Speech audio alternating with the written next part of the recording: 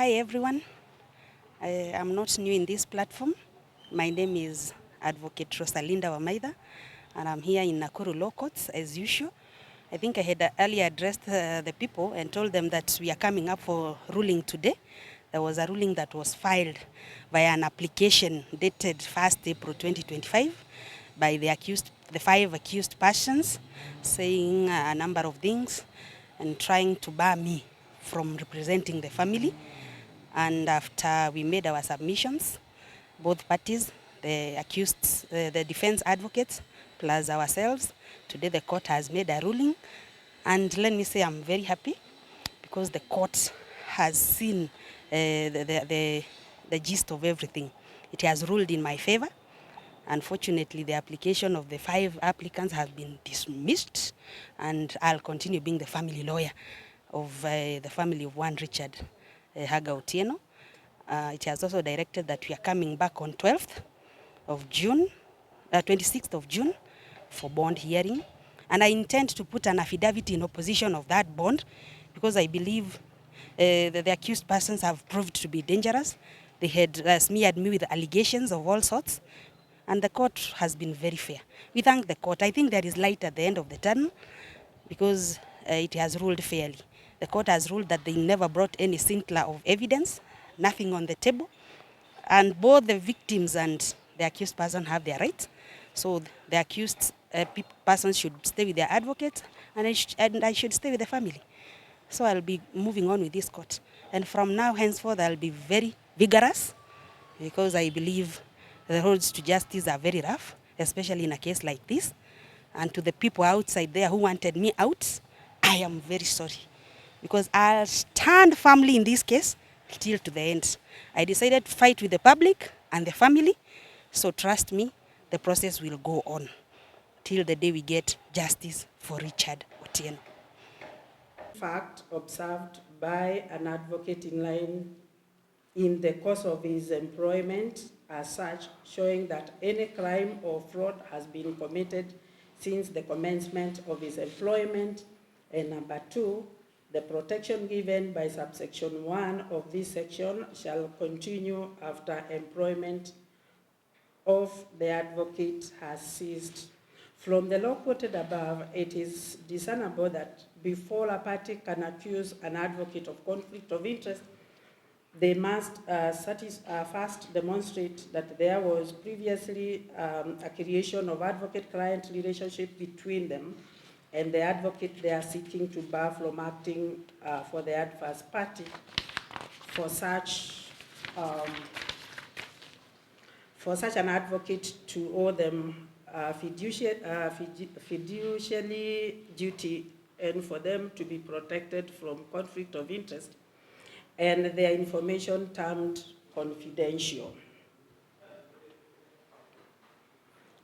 The issue then is whether there was an advocate-client relationship between her and the accused persons which would bar her from watching brief for the deceased family. In the present case, it is noted that save for the allegation that the respondent had lengthy talks with the second accused and tried convincing the accused Illimat to plead guilty, there is no evidence to suggest that there was a creation of advocate-client relationship between the respondent and the applicants.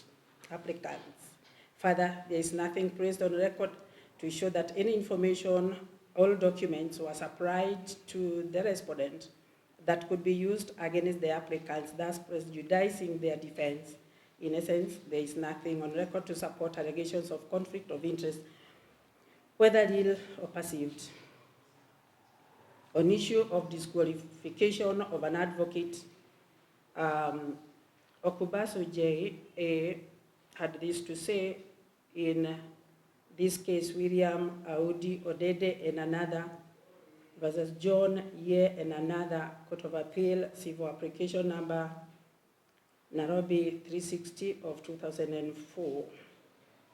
I must state on the onset that it is not the business of the courts to tell litigants which advocates should and should not act in a particular matter.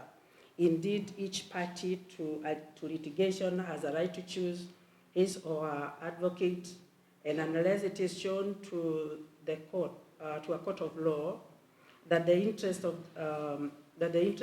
justice would not be served if a particular advocate were allowed to act in the matter, the parties must be allowed to choose their own counsel. The issues raised regarding the respondent's intimate relationship with the deceased herein seem to be too personal and with no proof, and therefore an unwarranted attack on her. Further, there is no evidence was stated to show that the respondent is not registered to practice. It does not suffice for the applicants to throw wild allegations against the respondent. If indeed she is not qualified, that is an issue within the mandate of the Law Society of Kenya. And indeed, the applicant stated that the issue is under investigations by LSK. There is, however, no evidence of the ongoing investigations and the status thereof. There is also no evidence stated on any report made by the applicants and their advocates to the police or any investigating arm of the government regarding the issues raised by the respondent, against the respondent. There is no doubt that the applicants have a right to a fair trial under Article 50 of the Constitution, and indeed that was emphasized by the Court of Appeal in Davis Bank case, where they held the starting point is, of course, to reiterate that most valued constitutional right to a litigant, the right to a legal representative, all advocate of his choice. In some cases, however, particularly in civil, the right may be put to a serious test if there is a conflict of interest which may endanger the equally hallowed principle of confidentiality in advocate-client fiduciary relationships, or where the advocate would double up as a witness. On the other hand, there is the role of the advocate, which in brief for the victim, that was stated by the Supreme Court in the Waswa case. And at paragraph 77, this is what the court said: conscious that this is a novel area of law for our criminal justice system, and recognizing our mandate under Section 3 of the Supreme Court Act as the court of final judicial authority, we are of the view that the following guiding principles will assist the trial court when it is considering an application by a victim or his legal representative to participate in a trial, and the manner and extent of that participation. A, the applicant must be a direct victim of such victims' legal representative in the case being tried by the court. The court should examine each case according to its special nature to determine if participation is appropriate at the stage of participation is applied for.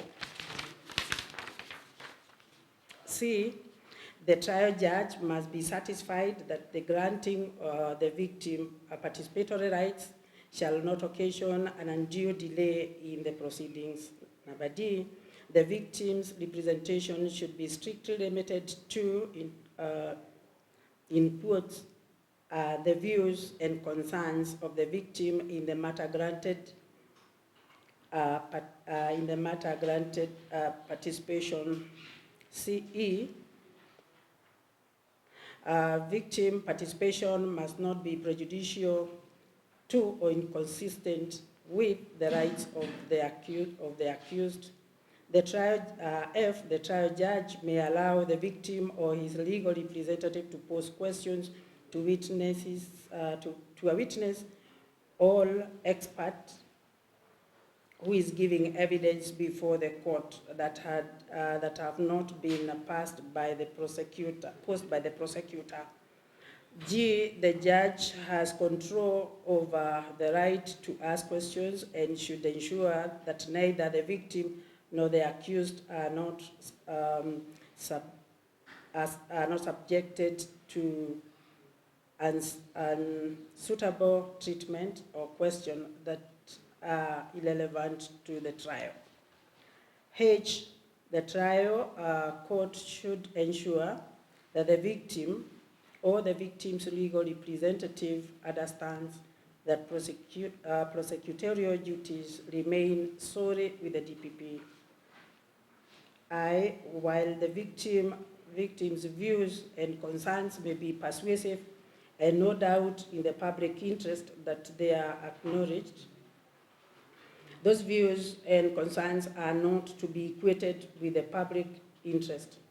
The court may hold proceedings in camera where necessary to protect the privacy of the victim, while while the court has a duty to consider the victim's views and concerns, the court has no obligation to follow the victim's preference of punishment.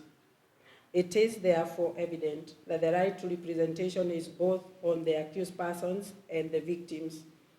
Their choice cannot be denied without justification. Some of the reasons warranting interference with the right of representation by an advocate of choice are conflict of interest and in effect the breach of that of the confidentiality. However, there is no evidence that the respondent is a witness in this case, and further, if the applicants ever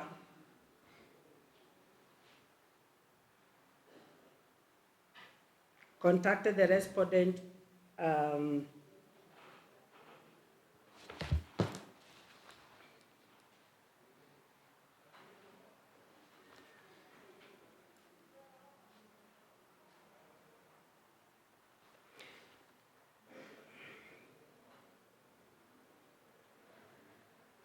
Yes, let me repeat.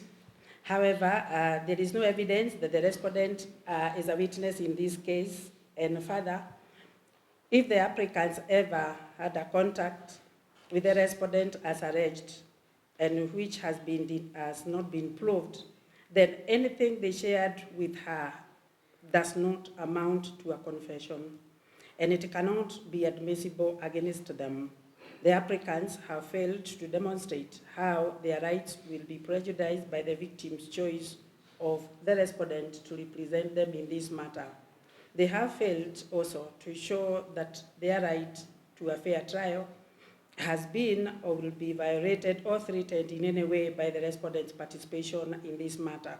In the circumstances, there is reason to interfere with the deceased family's choice on the respondent to watch brief in this case. Likewise, the applicants herein are duly represented by their respective advocates of choice. The respondent should not have any reason to contact or visit them in prison. So in the upshot, the application dated 1st of April 2025 partially succeeds in that this court makes the following orders. Counsel watching brief for the family, Ms. Wamaitha, Ms. Muthama Rosarida Wamaitha of P105/17466/20, commonly practicing in the name of Ms. Wamaitha and or her agents, be restrained from visiting the accused persons herein where they are currently held at Nakuru GK prison. All other prayers are dismissed. That is the ruling.